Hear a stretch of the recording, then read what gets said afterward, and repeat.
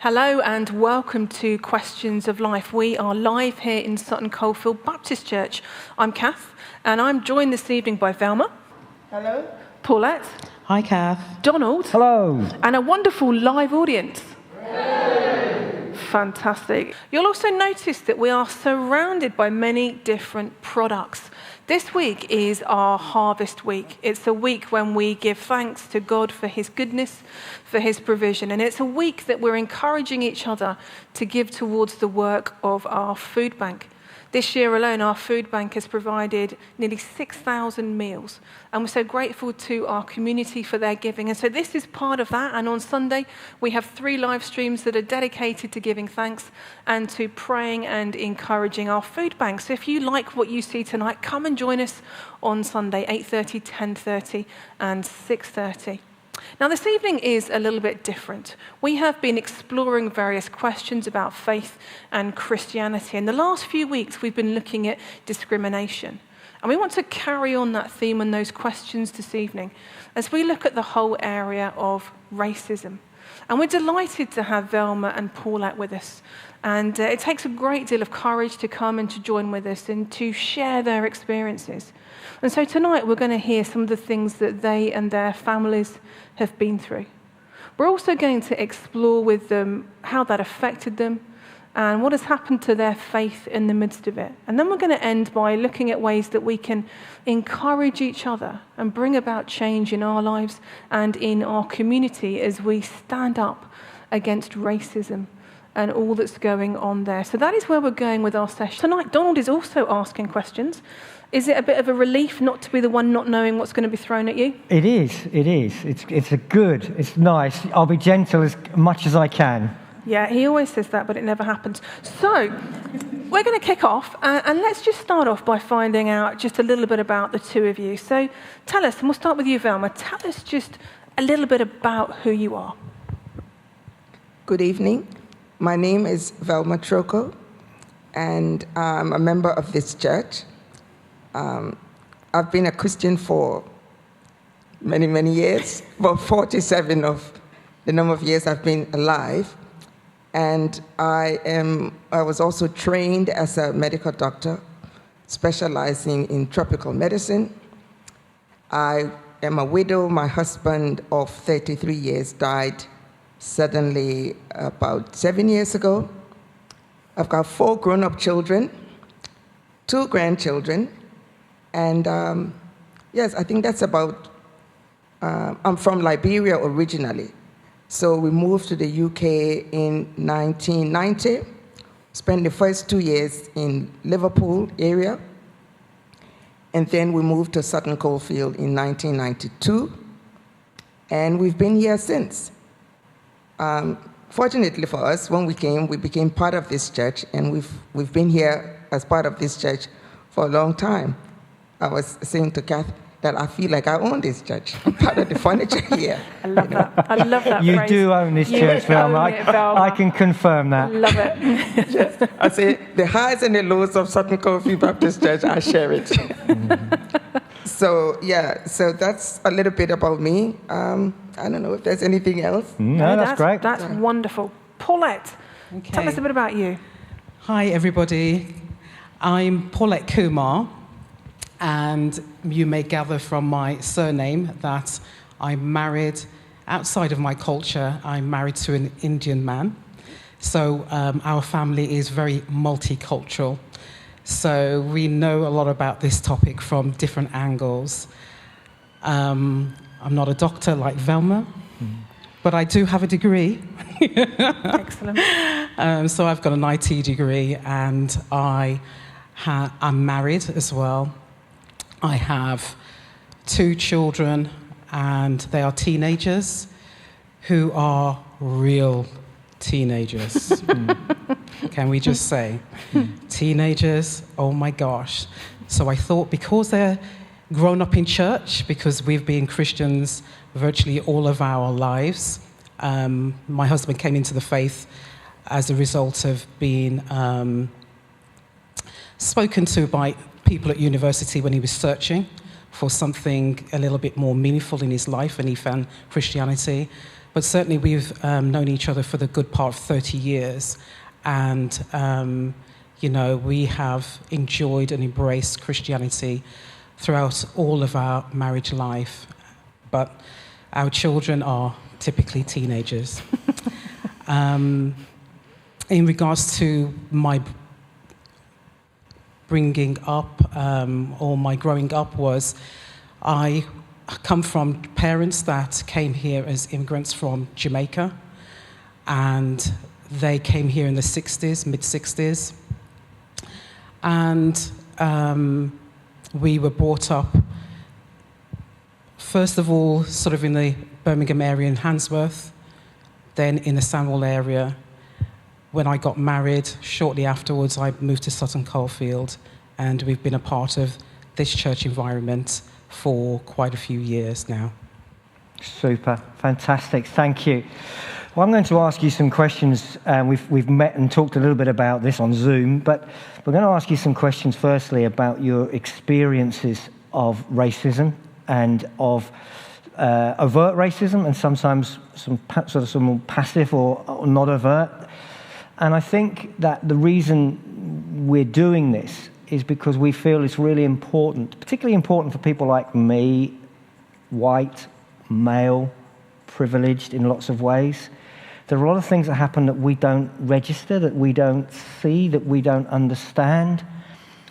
And we've felt over a number of years, we've talked a lot about this over the last 2 or 3 years, that it's really important for people like me to understand the kind of experiences that you've both been through and still experience, and to share that with the church, that we might maybe change our perceptions and do more to be supportive and more to stand for justice and for compassion. So some of the stories you're going to tell us are quite personal, and we're tremendously grateful that you've been willing to do that for our benefit and for my benefit. So Paulette, just tell us just a little bit about your experience as a schoolgirl. So I was brought up first and foremost in a school in the West Bromwich area, which was quite a mixed school, and never even thought about things to do with racism because it was such a melting pot of people. But then my mom had the unfortunate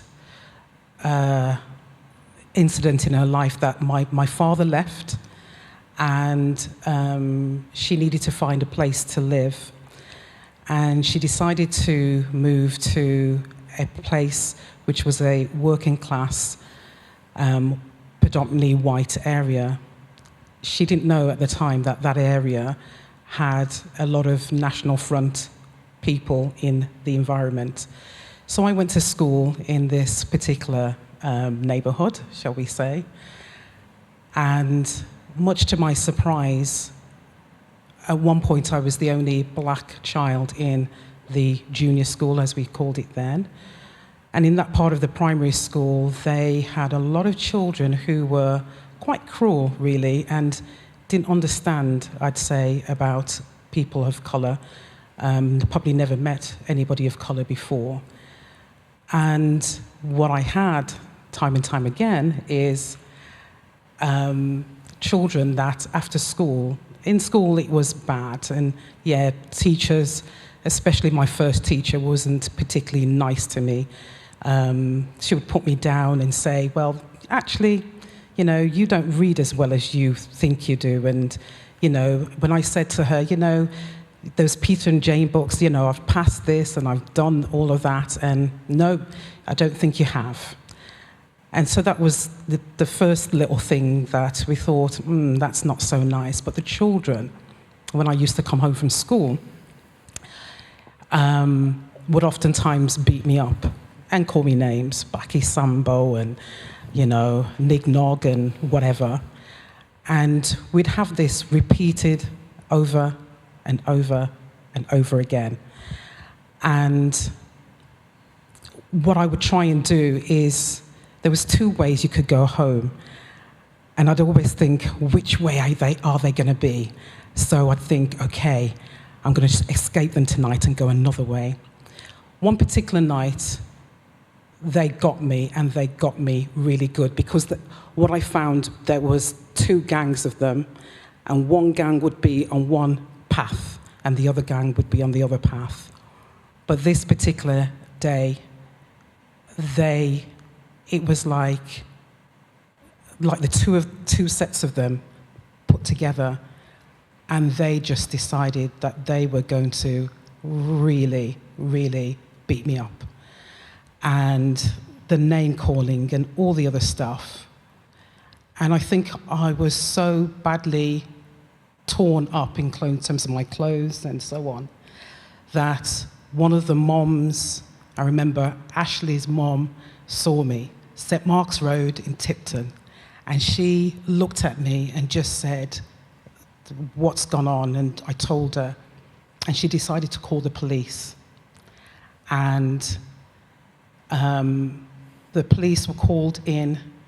I think that what they did is they talked to the school, and between the school and the headmaster, they decided to invite my mom in to talk about what had happened. And the school, the headmaster, and my mom, as I sat outside the headmaster's door, made the decision that they couldn't alter the children's behavior. I never remembered them saying anything in assembly or coming into the classroom and talking to those children. But what they decided to do is to take me out of the situation, that I would go home from school earlier than the other children in order for them to address what was going on. So that was my first experiences of racism as a child. And then I know that Velma's got incidents of, because Velma was brought up in Liberia, she perhaps didn't have those childhood incidents. But I know, having spoken to Velma, when I speak to her about her children, which is the next generation on from me, that her children have had a lot of racism within school. And so Velma can tell you a little bit about that. I'm going to hold you for a second, Velma, if I may, and we'll come to that. I just want to pick one question about that experience, because the way that was handled, the children weren't confronted about what they were doing wrong. You were forced to change your behaviour. How has that kind of pattern, I mean, is that a pattern that you've experienced, but how has that as you reflect on that now, how do you feel about that? For me, I feel like it's extremely unfair, but in a way, it has taught me all of my life to adjust to the racism that I faced over and over and over again. So you become, you constantly are adjusting to what I would say white people's way of doing things. So you know that things are unfair, such as the man when you are going into the shop and handing the money to the person, and when they just put the change in, they drop it into your hand, or they push it onto the counter, and you've seen other people being treated differently, that they get the money in their hands, fine. And so you learn over time to keep on adjusting and adjusting over and over and over again to what people perceive is their okay thing to do. We're so grateful to you for sharing that. I think we want to say that's wrong that you've had to adjust. And that's something that we, as people who believe in Jesus, need to address, because maybe we haven't seen it before, but we need to hear it and change it. Velma, tell us some of your experience. Yes, as Paulette said, I didn't grow up in this country. And I think when I came here, I didn't expect any kind of racist thing, because it wasn't anything I was used to. And when the first 2 years we were here, we were in Liverpool, and I can't remember instance there where we were in Liverpool of having any experience of racism. But when we came to Sutton, I remember talking to my son, and I mean, I've got lots of stories, but we can't talk all tonight. And I was talking to my son, when was his first experience? And we arrived in Sutton in 1992. And he said to me, Mommy, 1992, he was 8 years old. His first experience, they were playing football. You know, we lived right on Rectory Road, off Rectory Road. And he and the little boys in the block of flats where we were living were playing, and the two Asian boys they were playing. And these bigger white boys came while they were playing football and started to call them names. He said, call him nigger and nigger cone, and then smack him on the face. He said, and he couldn't understand because he didn't even know what it meant. What does nigger mean? Because he's never heard the thing before, never have that name in Liberia where we came from. He was just 8. He said, and then it happened again. This time the boys, they were playing again in the park, and the boys took the ball away from them, bigger boys, and kicked it in somebody's yard, and they couldn't get the ball, and they said, well, why you did that? And they just laughed and said, nigger, and they ran off. Going to school at Fairfax, too, he had the same thing. They would wait for him after school, beat him up. One time, he was in Sutton, right in front of Thomas Cook, and they were these boys came and they were beating him up. In fact, he told me that today. He said, and the sad thing was, the police was standing right there and they did nothing. The only people who helped, he said, about the bus driver, opened the door when he saw them really hitting him. Opened the bus door because it wasn't time to open it. And he said, come in. And then he closed the door behind him so that he could get away from these guys who were beating him up. He said, and the police did nothing. I mean, and he's got instances and instances of different times. One time they took him by his head. He was at the university in the club. He and 4 other friends. This man came and he said it was dark in the club. And he said something to him in his ears. And he didn't hear what he said, so he just said, what did you say? And then he said he just saw the man grab him by his neck with his fingers just under his chin here and drag him up the stairs and threw him out of the club. He said it was so bad, his friends were shocked. So the next day, they went back to the club to report to the owner of the club, and he said, well, he gave the bouncer, this was the bouncer who threw him out, he gave the bouncer a black eye. It was in the dark. What black eye could he have given the bouncer? Mm-hmm. So I said, why you didn't tell the police? He said, well, I've had experiences with the police for years while I lived in Sutton, and nobody came to my rescue. Why would they do it for me now? And he didn't even tell us about it, until later. Mm. And I think that's not just, when I think about my brother, he was walking down the road one evening just like this, and out of the blue, the police, grab him up and start questioning him about things. And, my brother is educated finance director, but, it doesn't matter just because of the color of his skin. And perhaps there might have been something that happened locally. It's like, well, you're in the local area, so you will be asked about this particular thing. And because we have sons now, especially my son, I will say to him, be very careful about being out at nighttime. Be very careful when you're in a shop. So we think about a shop, and my husband constantly says to him, don't wear your hoodie and don't put your hoodie up, because people will see you and think something that, you're a hoodlum or something like that. Now, my son is a very, very bright child. However, I constantly have to say to him and remind him, when you go into a shop, be careful.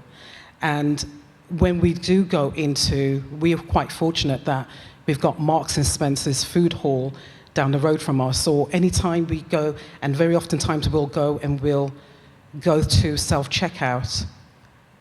But at the self-checkout, I always say, get your receipt. Because we've had it at times when people are following us around the shop, whether it's that shop or some other shop, but especially when you go to department stores like House of Fraser, you'll have people who are keeping a more keen eye, shall we say, when you are going around the shops. So we just have to constantly have this adjustment all the time and are reminding our children, you are black, you are different. So therefore, because of your difference, then make certain that you adjust yourself accordingly, which, I mean, my son says, I just can't wait to get out of this area because he's tired, and he's just a 17-year-old boy, but he is tired of some of the stuff from he's had in primary school growing up with all the adjustments that he's had to make. And psychologically, it is quite challenging for many of us as black people. And Velma, you were telling me about something that happened with you with one of the shops as well, weren't you? Oh, lots of times. I remember when Woolworths was here, and I'll go in there to do shopping for my girls. So they will go with me, and we do the shopping, and I'll be standing in the queue. And it used to puzzle me, really. And then there would be, a white person maybe behind me, one person in front of me or something like that. And they will serve the one in front of me. And then I think, well, I'm going to be the next one to be served. You would think. No, the attendant would look past me and then speak to the person behind me, take their stuff and serve them before they serve me. And it used to, in fact, at one point I used to think, am I invisible? Am I invisible here or something that they can't see me? And it wasn't only once or twice. And I went up north, and the same thing, I'm in the queue, and I used to really wonder, am I invisible? That people would sort of bypass me and talk to the person behind me or the person in front of me, but they miss me out. It's because you're short. You see, if you're tall like me, I wish that was the case, but I've had similar incidences as 5'7" that I am, but yeah. But for me, it is just horrific, to hear what's happened in the past and to hear what's happening today. The very fact that you have to say in 2020 to your teenage son, remember you're black, don't wear a hoodie, don't put your hood up, get the receipt, think about this, think about that. Teenagers have got so much going on in their lives, and now we're having to add all of this in. The pressure, the mental turmoil, the emotions. We take it for granted. We go shopping, we don't have to think about any of these things. Have I got my card with me? Am I going to be able to pay? Wouldn't cross my mind to think, I'm going to need a receipt. But it is truly horrific. Yeah. Absolutely horrific and wrong. Right, and that was the reason why when Ab finished university, he couldn't wait to get away from here because this was all he knew. And I said to him, I'm sure you go to London, it's going to be about the same thing. But he went anyway. He said in London, it's there, but it's different. It's like, it's not as close as here. So he had a different experience of racism in London. He had his share of it as well. Because, there's just been loads of stuff. And I remember about the home life. And when we first moved into Sutton, when we first bought our first house, actually, we moved to this area, and a couple of weeks before we moved into the house, we'd already exchanged and stuff like that. We had some family members from Manchester visiting us. And so when they came, we said, oh, come on, let's go. We're going to go and see where we're moving to. And because we used to live at Good Hope Hospital, it was just within walking distance. So we walked to the place that Sunday afternoon just to see the house. And we'd walk, we looked down the road, and then we came back. Thought nothing of it.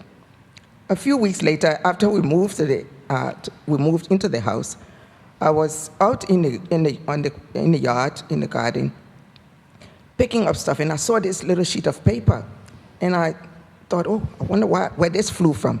So picked it up, and then there was a writing on it, so I just opened it to see what was written on it. It was just a small, like a Post-it note thing. And written on there was, somebody on the road was writing a note, I figured out, to the woman who owned the house, to say, did you see the 12 black faces on your drive? Haha. Actually, what I thought was, God, you really wanted me to see this? Because it's been 3 or 4 weeks since the people moved out of the house. So why did that little sheet of paper remain there for me to pick up, to see? Why? I couldn't get it around my head. But then I also thought, there are lessons I learned that even in difficult times, I developed something. And the fact that I saw this made me think, yeah, well, there's struggles here. Because I didn't think there were going to be struggles on that road. But I said, there's struggles on this road, and I need to prepare for it.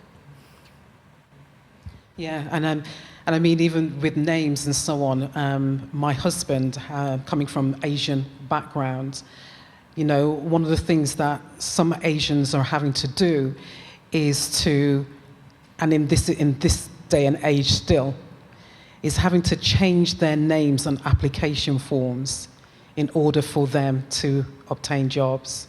So one of my friends who teaches about racism at Birmingham and Derby University, she was telling me about a piece of research where they had lawyers, and they had, I think it was something like 60 lawyers who put in applications, and they got a proportion of them that were white and black to put their names on these applications, but they made 6 mistakes within the application.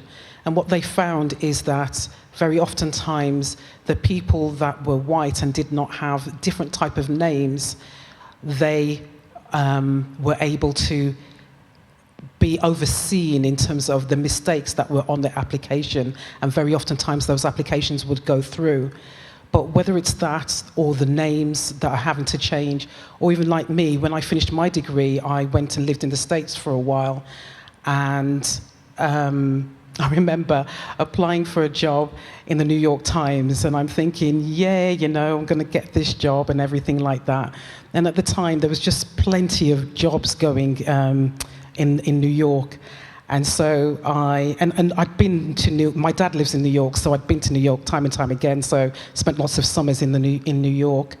So I did apply for this particular job, and I called up and said, you know, I'd like to come, and they, especially British, oh my gosh, and it was like, oh yes, come in, please come in, please come in. And then I went, and the secretary filled in my name and the application form, and yeah, and then somebody came to receive me to go then into the interview, and the guy said to me, the job's gone. And I said, but I've just filled in the application form and they said to come in, and he said, the job's gone. And again, for me, that was a great lesson, because it was in your face. I didn't have to question it. We knew exactly what. Because what I did is when I went back home, is a day or so later I called and the job was still there. So, you know, that kind of stuff just...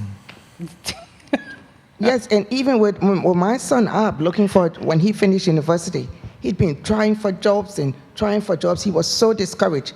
I remember coming down one day and meeting him in his bedroom with the covers over his head, middle of the day.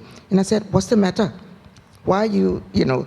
He said, oh, I'm just so fed up. No, I'm not even getting one, answer back. No, nothing calling through. So I said, well, let me see. What have you done? And I just said, God, what shall we do here? This boy is getting very discouraged. And it's like, I just heard this thing, swap his name around. Now, he's got an African name, which it's out of the Bible, actually. It's Abba. And it's the shortening form for, instead of being Abba, it's just Ab. And his second name is Archibald, because that's my brother's name, okay? And I don't know whether we got Scottish connections done, or probably we do. But anyway, so I said, swap your name around. He'd sent, I don't know how many applications. I am telling you, I looked over his CV. I said, okay, we're just going to tweak it a little bit. And he sent the application. He put it online. I am telling you, within 30 minutes, he had so many, about 3 or 4 comebacks for interview. And he went, anyway, he got the interview. And you see, my son, he speaks, kind of posh. So he went for the interview. He got the training, and that's when he moved to London, and he got the jobs in London. When he came back to Sutton Coldfield, about 3 years ago, trying to get a job in Sutton, almost impossible. Because his name was Archibald A. Troko now, he would go for the interview, and then after the interview, well, the job we have is not really, you're not really qualified for it. Well, how come I was called in for interview? Well, or you're too qualified for it. It will be either you're not qualified or you're too qualified. So eventually he just decided, I think I'm just going to try and work for myself. So he started to work. Actually, that's what he's been doing the last 3 years, is trying to develop his own business. And what's his business in? Let's promote Ab's business here tonight. What's he doing? Well, he does branding and website development. And so if you're starting a new business, he's the guy. Go for it. And he's very good on Apple, because you see, he worked for Apple for many years. And he worked in the Genius group, the people who do all the, if you want to know what to do with your computer and how to get it working, he was part of the Genius group. So he's very good in that way. But he likes the creative bit of the internet. Yeah. Great. Go, Ab.